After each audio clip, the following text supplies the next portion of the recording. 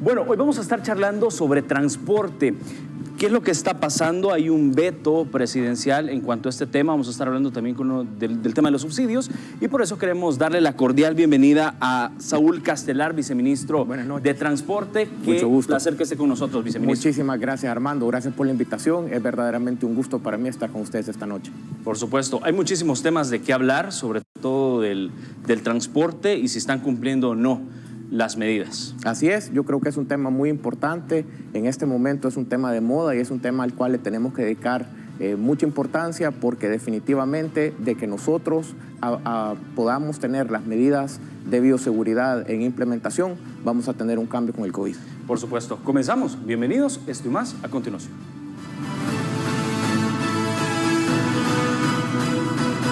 El Salvador está en alerta máxima por el incremento de la transmisión del virus.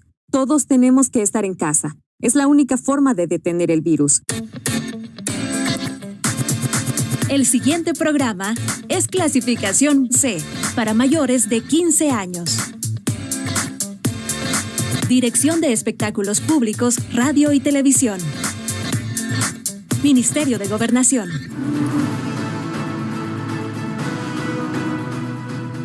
Gracias por estar con nosotros. Queremos desde ya, cuando son las 8 de la noche con 2 minutos, saludar a toda la gente que está conectada, a todos los salvadoreños y por supuesto a los salvadoreños que están fuera de nuestras fronteras. Muchísimas gracias por la sintonía. Hoy vamos a estar charlando, tal como lo dijimos hace un par de minutos, con Saúl Castelar, viceministro de Transporte. Hay muchísimos temas en agenda, pero uno de ellos es precisamente la noticia de hoy y es el veto presidencial al decreto que pretende impedir decomisos y suspensiones en las rutas del transporte. Y para que los salvadoreños tengan una idea, el pasado 24 de septiembre los diputados aprobaron un decreto transitorio que busca ampliar por 6 meses más la concesión al transporte público de las líneas que están cerca por finalizar su periodo. Pero el presidente de la República, Nayib Bukele, lo envió vetado por ser inconstitucional a la Asamblea Legislativa. ¿Cuál es la reacción del viceministro ante este tema? Bueno, efectivamente nosotros nos hemos enterado hoy de la entrega de este veto a la Asamblea Legislativa y es importante para nosotros decir de que estamos totalmente de acuerdo porque la medida de tratar de blindar de alguna manera a los empresarios para que el tema de las concesiones y de los permisos estuviera protegido, por decirlo, en el caso de que estas personas estuvieran incumpliendo con sus obligaciones, pues era un tema problemático. Nosotros hemos sido muy respetuosos de la ley en todo momento y por eso es importante que podamos aplicar la ley en su debido ámbito de acción y por lo tanto era lo correcto emitir este veto. El diputado del PCN, Raúl Beltrán Bonilla, que es uno de los impulsores de esta iniciativa, decía que las concesiones o permisos antes o después de la pandemia no podrán darse por terminadas hasta que finalice el contrato o su prórroga. Bueno, de hecho, una persona que cumple con todas las condiciones que su concesión y que la ley le obliga a cumplir, no tiene nada de qué preocuparse. Es decir, no hay necesidad de por qué tratar de pensar en que es necesario una protección adicional para aquellas personas que están actuando dentro de la ley. Lo que pasaba en este momento es que debido a los problemas que se están teniendo con el tema de la compensación, algunos de los operadores habían buscado tratar de hacer presión al Ejecutivo a través de paros de transporte o a través del incremento de tarifas y nosotros pues hemos estado aplicando la ley en esos casos y por lo tanto hemos ya comenzado algunos procesos de sanción contra estas personas, procesos que efectivamente podrían terminar en una cancelación de la concesión y es por esto que estas personas buscaban pues este mecanismo en la Asamblea Legislativa para estar protegidos. ¿Procesos contra qué rutas? Bueno, todas aquellas rutas que no estén operando o todas aquellas rutas en las cuales se evidencia de que hay un incremento en la tarifa son rutas y son unidades que están candidatas a tener un proceso de sanción. Usted hablaba de amenazas hace poquito. ¿Qué rutas son las que han amenazado precisamente con incrementar las tarifas y parar el transporte, de no permitirles la concesión? Bueno, yo creo que más que señalar una ruta, creo que se puede hablar de una intención inicial que hubo en el sector, de un grupo del sector transporte. ¿De quiénes, viceministro? Procesos sancionatorios si no comenzaban a operar. Precisamente algunas de estas rutas y algunos de los operadores que están en estas rutas los que iniciaron estos procesos para buscar este mecanismo de protección que pues hoy ha quedado en un veto presidencial. ¿Los diputados estarían protegiendo a los transportistas con esta iniciativa? Es evidente que lo único que podía perseguir una iniciativa como esta era blindarlos, como se ha venido diciendo. Vuelvo y repito, creo que para todos los empresarios que han sido responsables, que a pesar de las dificultades que puede representar en este momento iniciar operaciones, a pesar de los problemas que el COVID nos ha brindado a todos los salvadoreños, no hay necesidad de preocuparse por un tema de un abuso de parte del Ejecutivo. Nosotros hemos sido extremadamente respetuosos y por lo tanto el marco legal ya le da a usted como operador y como concesionario los mecanismos para estar debidamente protegido. Queremos darle a continuación paso a la siguiente nota que ha preparado nuestro grupo de periodistas de Noticiero El Salvador para ampliar un poco sobre este tema y por supuesto conocer las reacciones de los diputados de la Asamblea Legislativa luego que el presidente Nayib Bukele dijera es inconstitucional el veto presidencial. Veamos. El decreto legislativo impedía que el gobierno finalizara las concesiones y permisos al transporte colectivo. El presidente vetó por inconstitucional la normativa, porque violaba la seguridad jurídica y anulaba facultades al Ejecutivo. El diputado de Arena, David Reyes, apoya la decisión del gobierno por considerar que se trataba de un blindaje al sector. Claramente es un veto que era una disposición que atenta contra nuestra Constitución. No es posible que se pretenda privilegiar a un grupo de empresarios que Eso no es motivo justificable, lo que ellos argumentan, para quitarle la concesión a una empresa.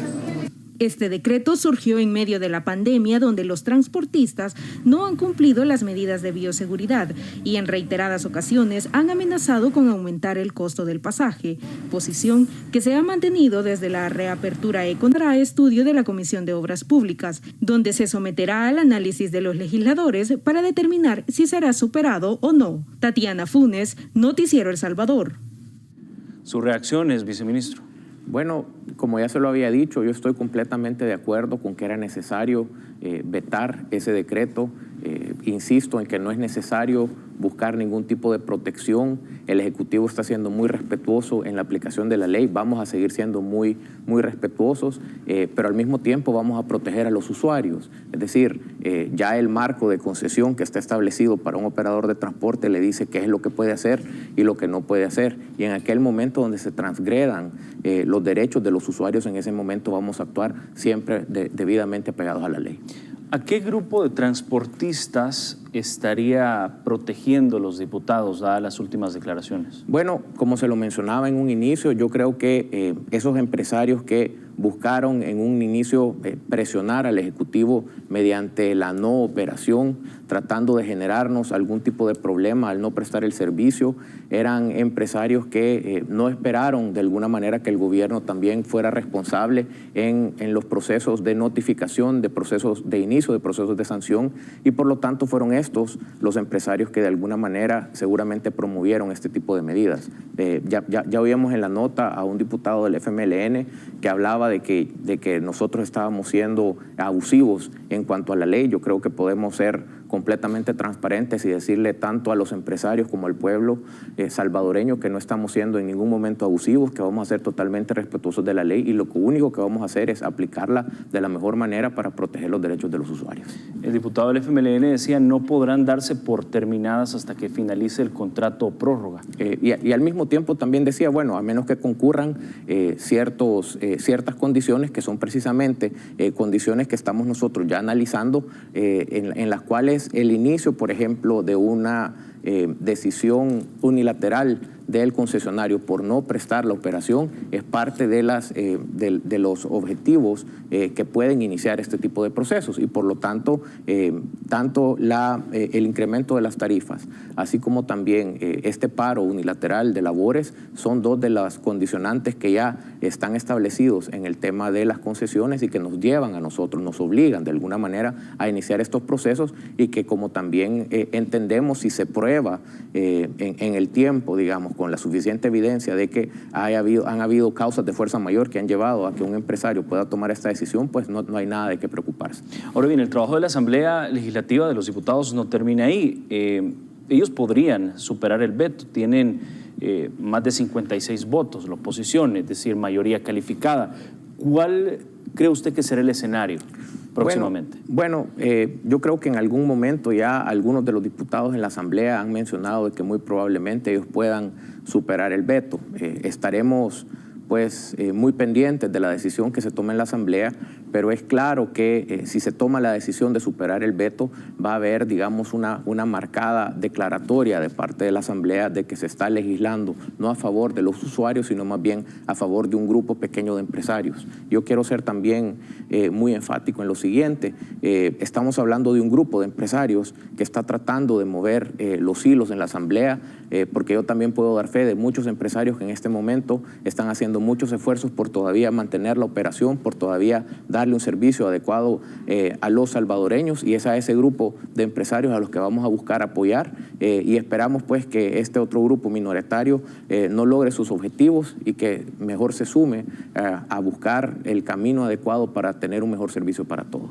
Hubo un empresario, de hecho en la nota que presentábamos, donde hablaba del tema de subsidios y de que era necesario que se tenga porque ellos habían sido impactados negativamente por la pandemia. Claro, yo estoy totalmente de acuerdo con la persona que hablaba en la nota. Es importantísimo que la Asamblea, en vez de estar buscando proteger alguna parte del sector, en vez de estar perdiendo el tiempo, digamos, en este tema de superar el veto, por ejemplo, en buscar estas partes de la ley que son de alguna manera rebuscadas para tratar de poner sobre la mesa una protección adicional que a mi juicio es innecesaria, se pongan a legislar en favor de la población y se pongan a ver el tema de la compensación económica.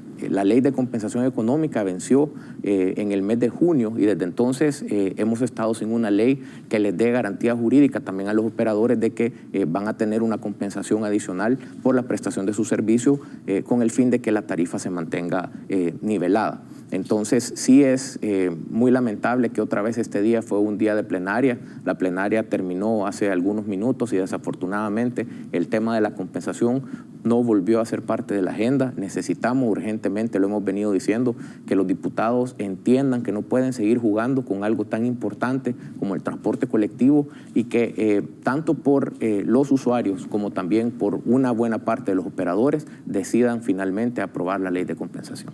Por supuesto, y precisamente vamos a volver con más preguntas sobre ese tema puntual que usted se está refiriendo. Vamos a hacer la primera pausa de esta entrevista, el primer bloque de esta entrevista, y regresamos con más. Estamos charlando con el viceministro de Transporte. Ya regresamos.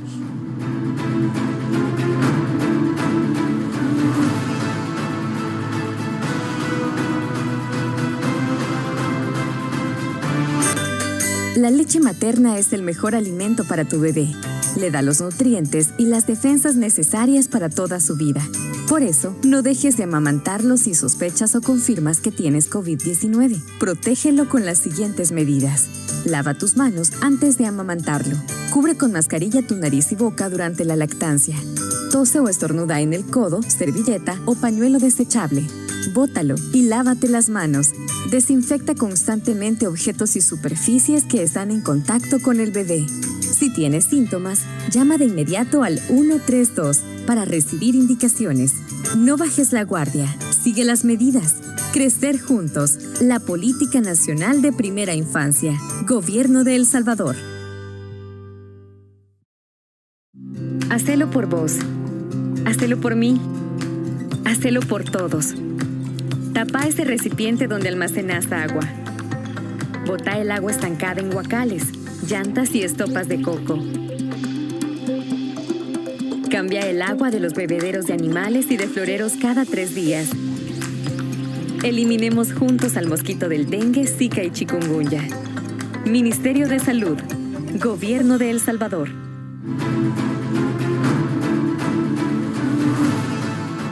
Gracias por continuar con nosotros. Seguimos charlando con Saúl Castelar, viceministro de Transporte, y estábamos hablando sobre el tema del subsidio del transporte público.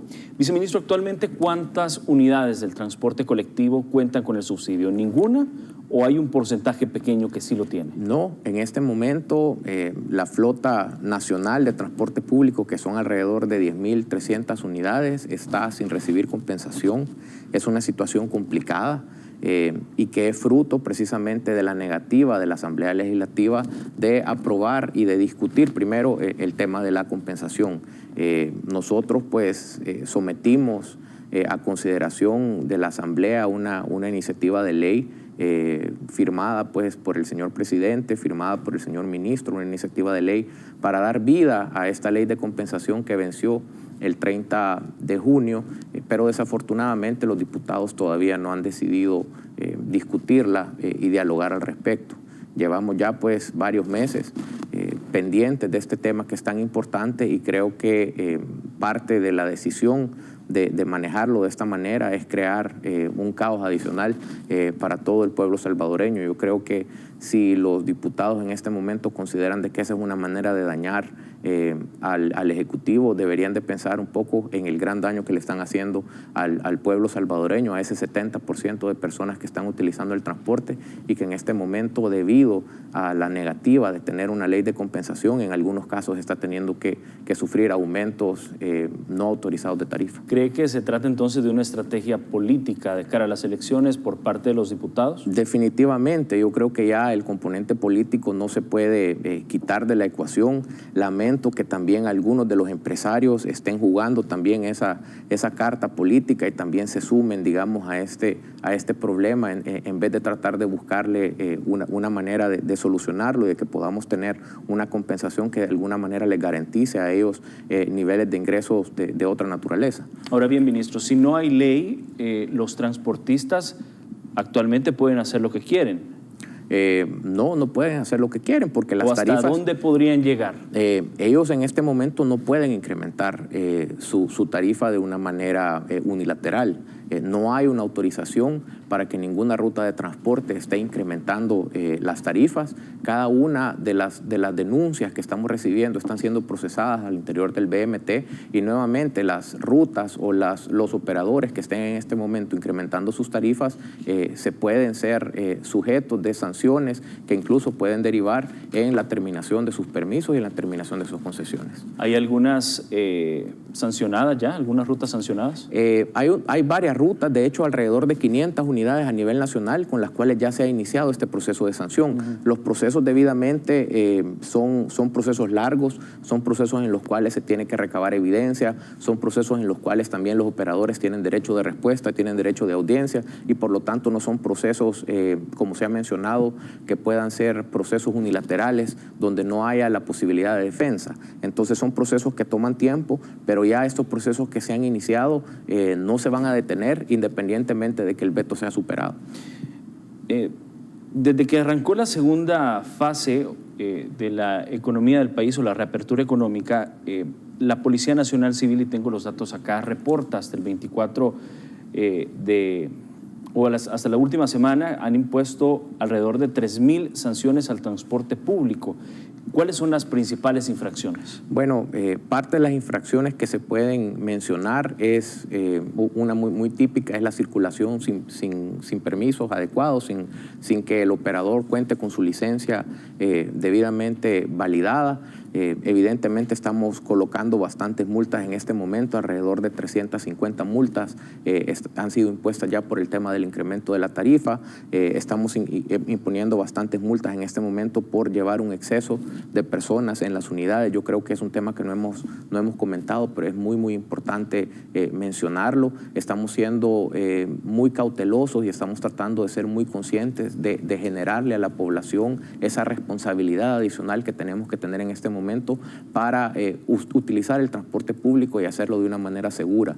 Las medidas de bioseguridad en este momento, especialmente ahora donde ya estamos detectando algunos brotes de COVID y que los números de COVID en este momento están al alza, tenemos que retomarlas y tenemos que volver a hacer hincapié en que no podemos estar en el transporte colectivo sin utilizar una mascarilla, que tenemos que tratar de evitar de abordar una unidad que ya vaya saturada y que también en todo momento debemos de tener alcohol gel y tenemos que estar constantemente lavándonos las manos.